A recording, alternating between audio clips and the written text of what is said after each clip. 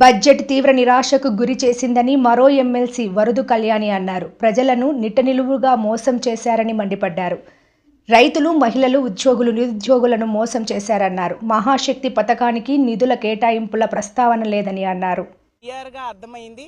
అలాగే ఉత్తరాంధ్ర ప్రజలకు, రాయలసీమ ప్రజలు వీళ్ళందరూ ఎంతో వెనకబడిన ప్రాంతాలు, వీటికి కూడా తీవ్ర నిరాశ గురి చేసి దారుణంగా మోసం చేసిన పరిస్థితి క్లియర్గా కనిపిస్తూ ఉంది. ఈరోజు మహిళలకైతే నెట్ట నిలువుగా అసలు ఎన్ని పథకాలు సూపర్ 6 అంటూ ఆ రోజు ప్రవేశపెడతామని ఎన్నికల టైంలో హామీ ఇచ్చి ఈరోజు ఏ ఒక్కటి ప్రవేశపెట్టిన పరిస్థితి. అసలు వీళ్ళు ఎందుకు అధికారంలోకి వచ్చారు?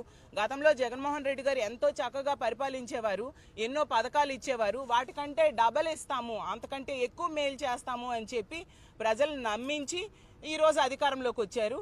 కానీ వీళ్ళు మేనిఫెస్టోలో పెట్టిన ఏ అంశాన్ని కూడా అమలు చేయని పరిస్థితి క్లియర్గా అర్థమవుతుంది. ఈరోజు మహాశక్తి పథకం గురించి అయితే అప్పుడు ఎన్నికల టైంలో ఎంతగా గొప్పలు చెప్పుకున్నారు. ఎందుకు మొన్న సమావేశాల్లో హోంమంత్రి గారు అయితే మహాశక్తి నిధులు కేటాయించామని ఈనాడు పేపర్ చూసి కౌన్సిల్లో చెప్పేయడం జరిగింది. చూసేసరికి ఆ బడ్జెట్లో కేటాయించలేదు. ఈ రోజు ప్రవేశపెట్టిన బడ్జెట్లో కూడా మహాశక్తి పథకానికి అంటే 19 సంవత్సరాల నుంచి 59 సంవత్సరాలు ఉన్న మహిళలకి నెలకి 1500 చొప్పున ఇస్తాననే ఆ పథకానికి రూపాయి కూడా కేటాయించిన పరిస్థితి ఈరోజు బడ్జెట్ అసెంబ్లీ కౌన్సిల్ సాక్షిగా ప్రజలందరికీ తెలిసిపోయింది. అలాగే తీసుకుంటే 20 లక్షల ఉద్యోగాలు ఇస్తాము లేదా 3000 రూపాయలు నిరుద్యోగ భృతి అన్నారు. దానికోసం కూడా ఒక్క రూపాయి కూడా కేటాయించకుండా నిరుద్యోగులు నెట్ట నిలువుగా మోసం చేసిన పరిస్థితి అందరూ చూసాం. అలాగే తీసుకుంటే ఫ్రీ బస్సు, ఎన్ని గొప్పలు చెప్పారు ఫ్రీ బస్ కోసం. అసలు ఆంధ్ర రాష్ట్రంలో మహిళలందరూ ఎంతో ఆశగా ఫ్రీ బస్ కోసం ఎదురు చూసే పరిస్థితి, దాని ఊసే ఈ బడ్జెట్లో పెట్టని పరిస్థితి. అలాగే తల్లికి వందనం, అలాగే రైతు భరోసా, ఈ 2 పథకాలకైతే అరాకొర నిధులు కేటాయించారు. అసలు తల్లికి వందనం కావాల్సింది 12,000 కోట్లు పైగా కావాలి సంవత్సరానికి. గత సంవత్సరము ఇవ్వలేదు, ఈ సంవత్సరము తీసుకుంటే ఇంచుమించు 25,000 కోట్లు కావాలి. కానీ కేవలం వాళ్ళు ఇచ్చింది 9,400 కోట్లు. అది అసలు యాక్చువల్గా ఆన్ గోయింగ్ స్కీమ్.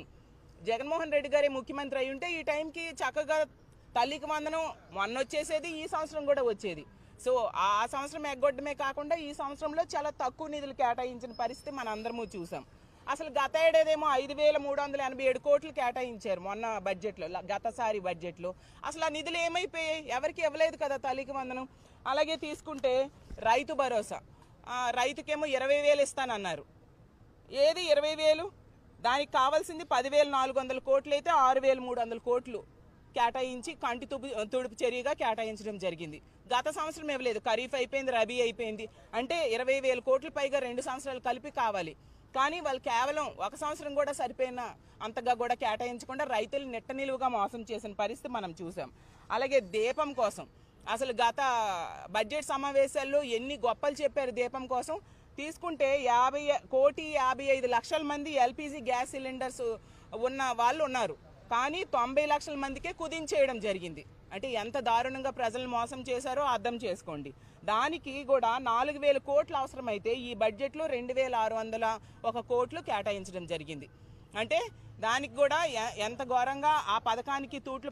ఏపీ ప్రభుత్వం ప్రవేశపెట్టిన రాష్ట్ర బడ్జెట్పై వైసీపీ ఎమ్మెల్సీ బొత్స సత్యనారాయణ విమర్శలు గుప్పించారు. బడ్జెట్ తీవ్ర నిరాశకు గురి చేసిందని మండిపడ్డారు. ఎవరైతే ఏ కాంట్రాక్ట్ అయితే ఎవరైనా తప్పుగా చేసి లేకపోతే నాణ్యతలో లోపం ఉండి వాళ్ళు ఎవరు ఉంటే వాళ్ళు పెడతారు. కానీ ఎందుకు పెడతారు కాంట్రాక్టులని? ఇన్ టైంలో చేసి నాణ్యతతో చేస్తే ఎందుకు పెడతారు? ఎవరైనా సరే ఎవరు పెట్టారు చెప్పండి. ఏ కాంట్రాక్టర్ని బ్లాక్ లిస్ట్లో పెట్టారో పెట్టమండి. ఎంతెందుకు ఇంకా చెప్తాను మీకు. ఇవాళ మూలధనం గురించి వచ్చి క్యాపిటల్ ఎక్స్పెండిచర్ గురించి ఒక పేజీ పెట్టారు. రేపు చెప్తాను క్యాపిటల్ ఎక్స్పెండిచర్ గురించి. ఏంటి ఆ క్యాపిటల్ ఎక్స్పెండిచర్కి దాన్ని ప్రజలకు తెలియనట్టుగా, మనం వచ్చి అమాయకుల్లాగా, మనకి దాని మీద అవగాహన లేనట్టుగా అంటే అర్థమయ్యేటని కూడా పెట్టారు. ఓ రైతు అంట పొలం కొనుక్కుంటారంట, కొనుక్కుంటే అందులో వచ్చి నువ్వు తప్పుకుంటానంట, దాన్ని అన్నీ చేస్తే అది క్యాపిటల్ ఎక్స్పెండిచర్ అవుతుందంట, దాని నుంచి వచ్చే ఫలం వచ్చేది వస్తుందో అది ఆదాయం అవుతుందంట అని. Yes, agree. అది మా అందరికీ తెలిసిన విషయమే, ఇదేం కొత్త విషయం కాదు. కానీ మరి మీరు ఇచ్చిన ఈ బడ్జెట్లో క్యాపిటల్ ఎక్స్పెండిచర్కి దేని మీద మీరు పెట్టారు చెప్పండి. మేము పెట్టాం, గత 5 సంవత్సరాలు పెట్టాం. ఈ రాష్ట్రంలో పోర్టులకు కానీ జెట్టీలకు కానీ ఆదాయాలు సమకూర్చే ఆ వనరులు చేశాం ఉదాహరణకి కాదా. ఉన్నాయి, రేపు ఇంకా 4-5 రోజులు ఉంది కాబట్టి ఆ డిస్కషన్లో అవన్నీ మాట్లాడదాం అన్నీ కూడా. ఓకే. పలాస ప్రజలకు శుభవార్త. పలాస నగరానికి ఎంతో అవసరమైన రైల్వే ఆర్ఓబి వంతెన పనులు 46.64 కోట్ల సవరించిన అంచనాలతో పూర్తిగా రైల్వే శాఖ చేపట్టేలా పునఃప్రారంభం కాబోతున్నాయని కేంద్ర మంత్రి రామ్మోహన్ నాయుడు అన్నారు. అందరికీ నమస్కారం. పలాస పట్టణ ప్రజలకి శుభవార్త. ఎంతో కాలం నుంచి పలాస పట్టణ ప్రజలందరికీ కూడా పీడిస్తున్నటువంటి ఆరోగ్య తాలూకా సమస్య మరి నేటికి ఆ సమస్యకి ఒక పరిష్కారం దొరికింది. కేంద్ర ప్రభుత్వం అంగీకరించి సుమారు 46 కోట్ల రూపాయలకి రీఎస్టిమేషన్ కి మనం ఏదైతే కేంద్రానికి పంపించామో దానికి అంగీకరించి మిగిలినటువంటి పనులన్నీ కూడా కేంద్రం ముఖ్యంగా రైల్వే తన బడ్జెట్ లో నుంచే ఖర్చు పెట్టి ఆ పనులు పూర్తి చేస్తామని రైల్వే మినిస్టర్ గారు దానికి అంగీకరిస్తూ ఒక లేఖ కూడా రాయడం జరిగింది. మరి ఒక శుభవార్త పలాస పట్టణ ప్రజలందరితో కూడా ఈ సందర్భంగా మీ అందరితో పంచుకుంటున్నాను. మీకు తెలిసిందే, గత ఎన్నో సంవత్సరాలుగా అది పూర్తయినందున వల్ల ప్రజలు అందరూ కూడా పలాస వెళ్లాలన్నా బయటికి రావాలన్నా అక్కడ ఉన్నటువంటి రైల్వే గేట్ వల్ల అనేక రకాలైనటువంటి ఇబ్బందులు పడ్డారు. వేసవి కాలంలో గానీ లేకపోతే వర్షం సమయంలో గానీ గంటలు కూడా కొన్ని సందర్భాల్లో వెహికల్స్ అన్ని కూడా అక్కడ ఆగిపోయి మరి రాకపోకలు మున్సిపాలిటీకి చాలా ఇబ్బందులు పడుతూ ఉండిపోయింది. మరి అటువంటి సమస్య మన ప్రభుత్వం ఏర్పడిన వెంటనే ఎట్టి పరిస్థితుల్లో దానికి ఒక పరిష్కారం అందించాలని మరి స్థానిక ఎమ్మెల్యే శిరీష్ అక్క గారు అలాగే నేను ఒకసారి ఢిల్లీ కూడా వెళ్లి రైల్వే మంత్రి గారు కూడా కలిసి రిక్వెస్ట్ చేశాం. అలాగే పదే దాని తాలూకా ప్రయారిటీని తెలియజేస్తూ ఎన్నో సందర్భాల్లో అశ్విని వైష్ణవ్ గారిని కలిసినప్పుడు నేను కూడా దాని గురించి ప్రస్తావించి అది వీలైనంత త్వరలో చేయాలని నేను కోరిన తర్వాత నేటికి దానికి ఒక పరిష్కారం చూపిస్తూ అంగీకరించడం జరిగింది. మరి రైల్వే మినిస్టర్ అశ్విని వైష్ణవ్ గారు కూడా ప్రత్యేక ధన్యవాదాలు ఆ పలాస ప్రజల తరఫున ఆయన కూడా తెలియజేసుకుంటూ వీలైనంత త్వరగా ఆ పనులు కూడా ప్రారంభించి అది మంచి క్వాలిటీతో ఆ బ్రిడ్జిని కూడా పూర్తి చేసి పలాస పట్టణ ప్రజలకి ఒక బహుమతిగా అందజేస్తామని కూడా ఈ సందర్భంగా తెలియజేస్తున్నాను. ధన్యవాదాలు.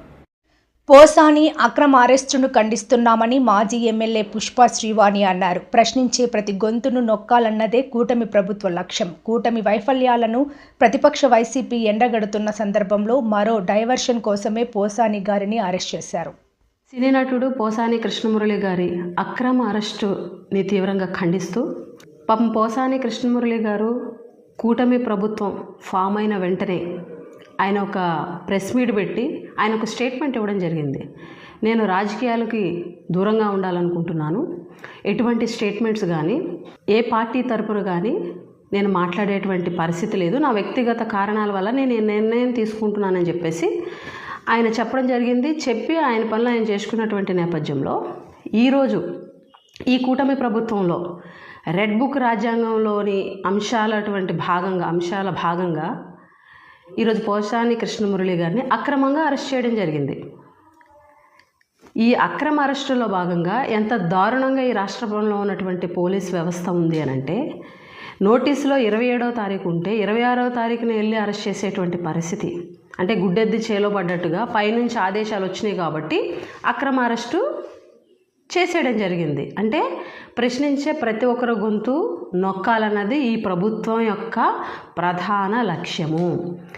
ఈరోజు పోసాని కృష్ణమురళి గారి అరెస్ట్ ఎందుకు తెర మీదకి తీసుకొచ్చారనంటే, గత కొద్ది రోజులుగా ఈ ప్రభుత్వ వైఫల్యాలను ప్రశ్నిస్తూ ప్రజలు రోడ్డెక్కి ఈ ప్రభుత్వం ఫామ్ అవడానికి ప్రధాన కారణమైనటువంటి యువత కానీ నిరుద్యోగులు కానీ ఈరోజు రోడ్డెక్కి రెండు చెప్పులతోటి చెంపలు వాయించుకొని ఈ ప్రభుత్వాన్ని తీసుకొచ్చినందుకు మేము బాధపడుతున్నాము, మాకు బుద్ధి వచ్చిందని చెప్పేసి రోడ్డెక్కి ప్రశ్నిస్తున్నటువంటి తీరు మనం అందరం కూడా చూస్తున్నాం. అలాగే ఈరోజు వైఎస్ఆర్ కాంగ్రెస్ పార్టీ ప్రతిపక్ష పార్టీ ఈ ప్రభుత్వ వైఫల్యాలను, ఈ ప్రభుత్వం ఏదైతే ఎలక్షన్ ముందు ఇచ్చినటువంటి హామీలు ఏవైతే నెరవేర్చలేదో వీటన్నిటినీ కూడా ప్రభుత్వాన్ని ప్రశ్నిస్తూ ఎండగడుతున్నటువంటి తీరుని ఈరోజు ప్రజలందరూ కూడా గమనించి ఈ ప్రభుత్వం మీద వ్యతిరేకత పెరుగుతున్నటువంటి నేపథ్యంలో దాన్ని డైవర్ట్ చేయాలి కాబట్టి ఈరోజు డైవర్షన్ పాలిటిక్స్లో భాగంగా పోసాన కృష్ణమురళి గారి అరెస్ట్ని తెర మీదకి తీసుకొచ్చారనమాట. ఈరోజు ప్రశ్నించే గొంతు ప్రతిదీ నొక్కేటువంటి ప్రయత్నం మీరు కావాలంటే అబ్జర్వ్ చేయండి. ఈరోజు ప్రతిపక్ష పార్టీ అనేటువంటి వైఎస్ఆర్ కాంగ్రెస్ పార్టీ అసెంబ్లీలో ప్రధాన ప్రతిపక్షంగా గుర్తించండి అని చెప్పేసి అడుగుతుంటే, డిమాండ్ చేస్తుంటే, ఈరోజు అధికార పార్టీలో ఉన్నటువంటి పెద్దలందరూ కూడా మేము ప్రధాన ప్రతిపక్ష హోదా ఇవ్వము అని చెప్పేటువంటి పరిస్థితి. ఎందుకనంటే ప్రధాన ప్రతిపక్ష హోదా ఇస్తే ప్రజల తరపున ఫైట్ చేస్తుంది వైఎస్ఆర్ కాంగ్రెస్ పార్టీ, ప్రజలకు ఇచ్చినటువంటి హామీలు నెరవేర్చలేదని ప్రశ్నిస్తుంది అసెంబ్లీలో, కాబట్టి వాళ్ళ గొంతు నొక్కాలి కాబట్టి ప్రధాన ప్రతిపక్ష హోదా ఇవ్వము అని చెప్పేసి కరాఖండిగా చెప్పినటువంటి అంశం. అలాగే ఏదైతే పిఏసీ ప్రధానమంత్రి మోదీపై మరోసారి విమర్శలు గుప్పించిన పాల్, కేఏ పాల్ ఈరోజు విశాఖలో మీడియాతో మాట్లాడుతూ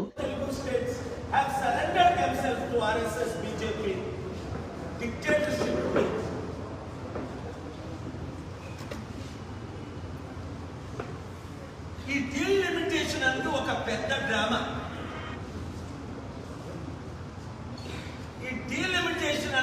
పెద్ద డ్రామా. ఈ సౌత్ ఇండియన్ ఎంపీ సభ్యుల్ని తగ్గించి నార్త్ ఇండియన్ ఎంపీ సభ్యుల్ని తెచ్చి ఏకచక్రాధిపత్యం ఏలడానికే నరేంద్ర మోదీ అజెండా. ముసలికి అవసరం ఆ 75 సంవత్సరాల వయసులో ఒక మంచి ప్రైమ్ మినిస్టర్ గా ఉంటే ఎంత బాగుంది.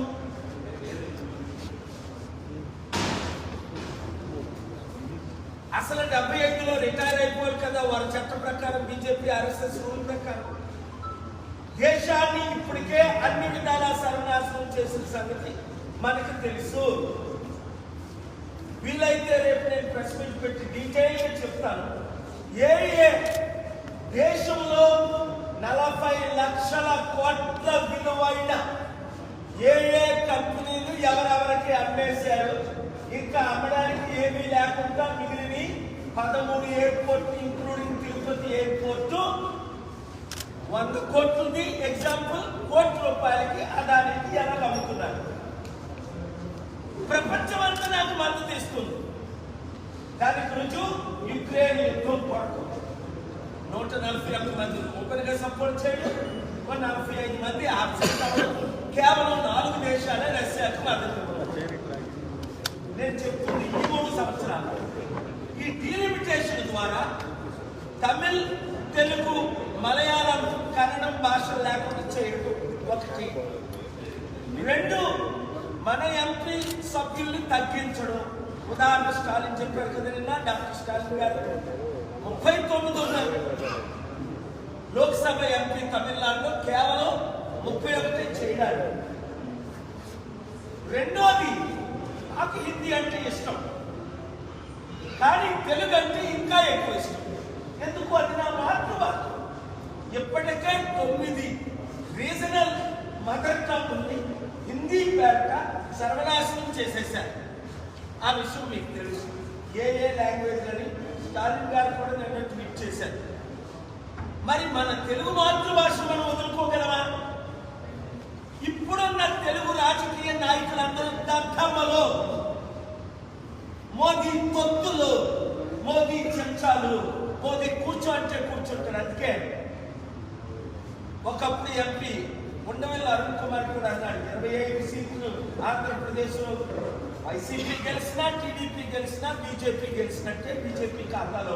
అదే కదా మన రాష్ట్రానికి ఏ అభివృద్ధి లేదు.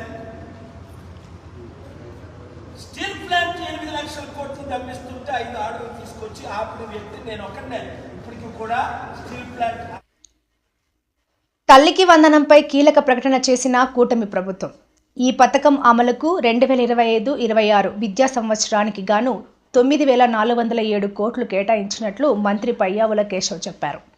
చదువుకునే ప్రతి విద్యార్థి తల్లికి 15,000 రూపాయల ఆర్థిక సాయం అందించినట్లు తెలిపారు. సమాజానికి విద్య ఎంత అవసరమో చైనీయుల సామెత ద్వారా వ్యక్తీకరించబడింది. మీరు సంవత్సరానికి ప్రణాళిక వేస్తే వరి నాటండి, దశాబ్దానికి ప్రణాళిక వేస్తే చెట్లు నాటండి, జీవితకాలానికి ప్రణాళిక వేస్తే ప్రజలకు విద్య నేర్పండి. పిల్లలకు విద్య అందించడం తల్లిదండ్రులకు భారం కాకూడదని మా ప్రభుత్వం బలంగా విశ్వసిస్తోంది. ఏ కారణం చేతను ఏ బిడ్డ విద్యకు దూరం కాకూడదని విశ్వసిస్తున్నాం. ప్రతి తల్లి తన పిల్లలను పాఠశాలకు పంపేలా ప్రోత్సహించే లక్ష్యంతో మరో సూపర్ 6 హామీని అమలు పరిచే దిశగా తల్లికి వందనం పథకాన్ని ప్రారంభిస్తున్నాం. 25-26 విద్యా సంవత్సరం నుంచి ఈ పథకం కింద 15,000 రూపాయల ఆర్థిక సహాయాన్ని అందించుతున్నాం. చదువుకునే ప్రతి విద్యార్థి తల్లికి ఈ పథకాన్ని అందించడానికి కేటాయింపులు జరుపుతున్నాం. ఈ పథకం ప్రభుత్వ మరియు ప్రైవేటు పాఠశాలలో 1 నుండి 12వ తరగతి వరకు చదువుతున్న పిల్లలకు వర్తిస్తుంది. మీరు సంవత్సరానికి ప్రణాళిక వేస్తే వరి నాటండి, దశాబ్దానికి ప్రణాళిక వేస్తే చెట్లు నాటండి, జీవితకాలానికి ప్రణాళిక వేస్తే ప్రజలకు విద్య నేర్పండి.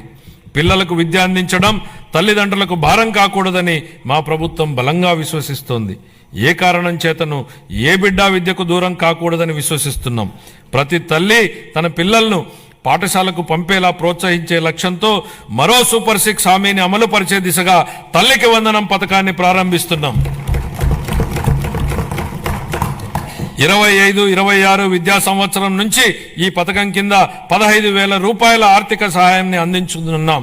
చదువుకునే ప్రతి విద్యార్థి తల్లికి ఈ పథకాన్ని అందించడానికి కేటాయింపులు జరుపుతున్నాం. ఈ పథకం ప్రభుత్వ మరియు ప్రైవేటు పాఠశాలలో 1 నుండి 12వ తరగతి వరకు చదువుతున్న పిల్లలకు వర్తిస్తుంది. అదేవిధంగా సర్వేపల్లి రాధాకృష్ణ విద్యామిత్ర పథకం ద్వారా 35.69 లక్షల మంది విద్యార్థులకు ఉచితంగా పుస్తకాలు, యూనిఫామ్లు, డొక్కా సీతమ్మ మధ్యాహ్న బడి భోజనం పథకం ద్వారా విద్యార్థులకు పౌష్టికాహారాన్ని అందిస్తున్నాం. ఉపాధ్యాయులకు స్నేహపూర్వక వాతావరణంలో కూడిన విద్యా వ్యవస్థ కోసం గౌరవనీయ మానవ వనరుల అభివృద్ధి శాఖ మంత్రి నారా లోకేష్ గారి చొరవతో మా ప్రభుత్వం అన్ని ప్రభుత్వ పాఠశాలలకు ఉచిత విద్యుత్తును అందించాలని నిర్ణయించిందని గౌరవ సభకు ఎంతో సంతోషంగా ప్రకటిస్తున్నాను. ఇది స్థానిక సంస్థలపై ఆర్థిక భారాన్ని తగ్గించడమే కాక ఉపాధ్యాయులు మరియు విద్యార్థులకు ఒత్తిడి లేని వాతావరణాన్ని కల్పిస్తుంది. 25-26 ఆర్థిక సంవత్సరానికి పాఠశాల విద్యాశాఖకు 31,805 కోట్ల రూపాయలు. ఏపీ శాసనసభలో 2025-26 వార్షిక బడ్జెట్ను ఆర్థిక మంత్రి పయ్యావుల కేశవ్ ప్రవేశపెట్టారు. 3.2 లక్షల కోట్లతో బడ్జెట్ను సభ ముందుకు తీసుకొచ్చారు. కూటమి ప్రభుత్వం అధికారంలోకి వచ్చిన తర్వాత తొలిసారిగా పూర్తిస్థాయి బడ్జెట్ను ప్రవేశపెట్టారు. వృద్ధి అంశాలను గుర్తించి కొత్త విధి విధానాలతో రాష్ట్ర పురోగమనానికి కావలసిన విధానాన్ని సంస్కరణలను తీసుకువచ్చారు. గౌరవ ముఖ్యమంత్రి శ్రీ నారా చంద్రబాబు నాయుడు గారు మన రాష్ట్రాభివృద్ధి కోసం 1990వ దశకంలోనే విజన్ 2020 డాక్యుమెంట్ను రూపొందించారు. అప్పటి ప్రతిపక్షాలు ఆ ఆలోచనని విమర్శించాయి. కానీ నేటి హైదరాబాద్ను చూసినట్లయితే వారి విజన్ సాకారమైంది. ఇదే ఆయన దార్శనికతకు, సామర్థ్యానికి నిదర్శనం. మళ్ళీ 2024లో మరొక గొప్ప విజన్ను దిశానిర్దేశం చేస్తూ గౌరవ ముఖ్యమంత్రి గారు స్వర్ణాంధ్ర 2047కు శ్రీకారం చుట్టి రాష్ట్రాభివృద్ధికి మార్గనిర్దేశనం చేశారు. 15% పైగా రాష్ట్ర స్థూల దేశీయ ఉత్పత్తి వృద్ధి రేటును స్థిరంగా సాధించడం, తలసరి ఆదాయాన్ని పెంచడం, పేదరికాన్ని రూపుమాపడం ద్వారా అభివృద్ధి ఫలాలను అత్యంత అణగారిన వర్గాలకు అందించడమే దీని లక్ష్యం. మా ప్రభుత్వం స్వర్ణాంధ్ర 2047 దిశగా పనులను మొదలుపెట్టింది. ఇందులో భాగంగా పాత విధానాల్లోని లోపాలను సరిచేస్తూ నూతన ఇసుక విధానం, ఎక్సైజ్ విధానం, ఆంధ్రప్రదేశ్ పారిశ్రామిక అభివృద్ధి విధానం లాంటి ఎన్నో విధానాలను తీసుకొచ్చింది. అప్పులు చేయడమే తప్ప అప్పులు తీర్చడాన్ని మరిచిన గత ప్రభుత్వం తప్పుడు విధానాలను సరిచేస్తున్నాం. ప్రభుత్వం కాంట్రాక్టర్లను బ్లాక్ లిస్టులో పెట్టడం చూశాం. కానీ గత పాలకుల విధానాల వల్ల ఆంధ్రప్రదేశ్ ప్రభుత్వాన్నే కాంట్రాక్టర్లు బ్లాక్ లిస్టులో పెట్టి పనులు చేయడానికి ముందుకు రాని పరిస్థితి ఏర్పడింది. ఈ పరిస్థితి నుంచి రాష్ట్రాన్ని తప్పించాం. 24 నుండి రాష్ట్ర ఆర్థిక వ్యవహారాలను సమర్థవంతంగా నిర్వహించడం ద్వారా రాష్ట్ర ప్రభుత్వాన్ని గాడిలో పెడుతున్న విధి విధానాలను ముచ్చుకు కొన్ని తెలియజేస్తున్నాను. జూన్ 12, 2020 నాటికి ఉన్న 23,556 కోట్ల రూపాయలను 1,000 కోట్ల రూపాయల బకాయిలను చెల్లించాం. అధ్యక్ష, గత ప్రభుత్వం 93 కేంద్ర ప్రాయోజిత పథకాలను నిలిపివేసింది. 9,371 కోట్ల రూపాయల బకాయిలను చెల్లించడం ద్వారా 74 పథకాలను మా ప్రభుత్వం పునః ప్రారంభించింది. దీనివల్ల కేంద్రం ప్రభుత్వం నుంచి మన రాష్ట్రానికి మరిన్ని నిధులు అందాయి.